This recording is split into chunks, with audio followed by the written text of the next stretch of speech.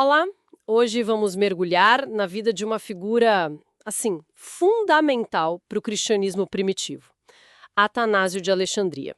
A gente se baseia em alguns trechos biográficos para entender esse personagem e, claro, a Alexandria do século IV. Um lugar super vibrante, né? Centro cultural greco-romano total. Exatamente.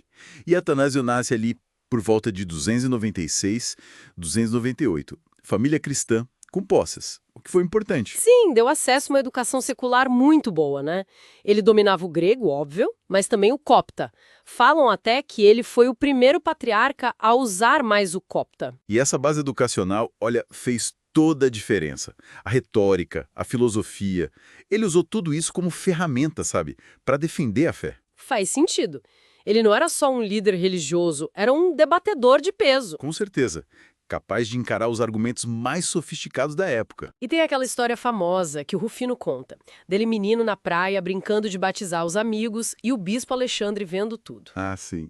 É uma história ótima. Provavelmente mais uma ilustração do chamado dele do que um fato histórico literal, né? Mas funciona. Funciona, né? Seja como for, o caminho dele foi traçado ali.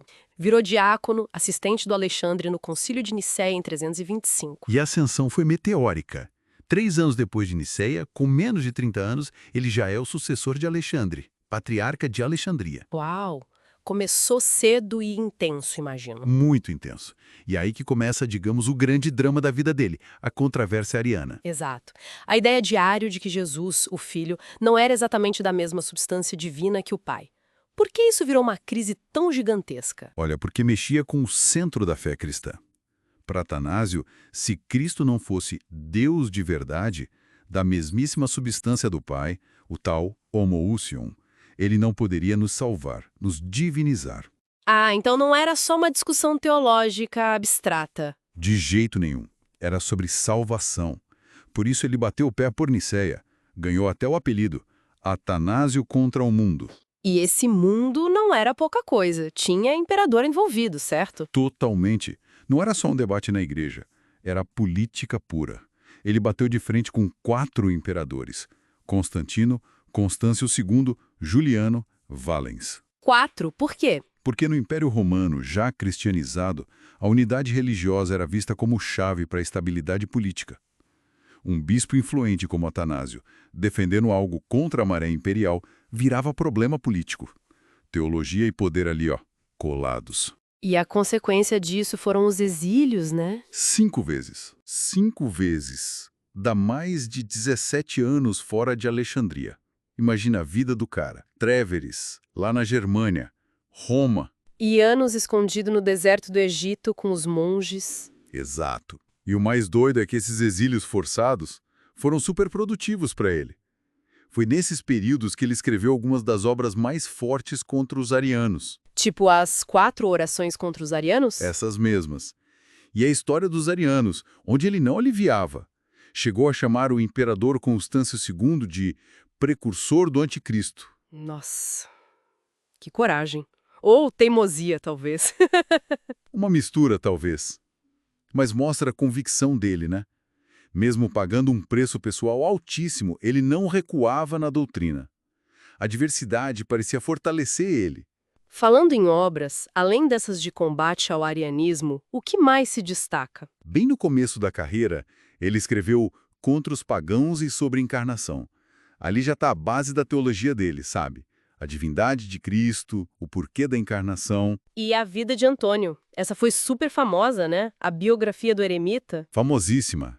Essa obra foi tipo um viral da época para o monasticismo. Ah, é? Como assim? Ela popularizou demais o ideal monástico. Mostrou um jeito de ser santo fora da hierarquia tradicional. Inspirou muita gente no Oriente e no Ocidente. Moldou a espiritualidade cristã por séculos. Que impacto. E tem outra coisa fundamental. A Carta Festiva de 367. Nela, Atanásio lista os 27 livros do Novo Testamento que a gente conhece hoje. Ah, a lista do cânone. Exato. Pode ter tido outras listas antes, há discussões sobre Orígenes, mas a de Atanásio teve um peso enorme para fixar o cânone que usamos. E claro, sempre defendendo a divindade do Filho e do Espírito Santo.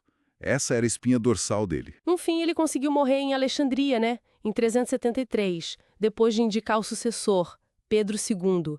Sim, teve um fim mais tranquilo, mas os restos mortais dele ainda viajaram. Foram para Veneza, depois uma parte voltou para o Egito já no século XX. E o reconhecimento depois da morte? Foi quase universal. Santo, doutor da igreja para ortodoxos, católicos, coptas, anglicanos, luteranos, quase todo mundo reconhece a importância dele.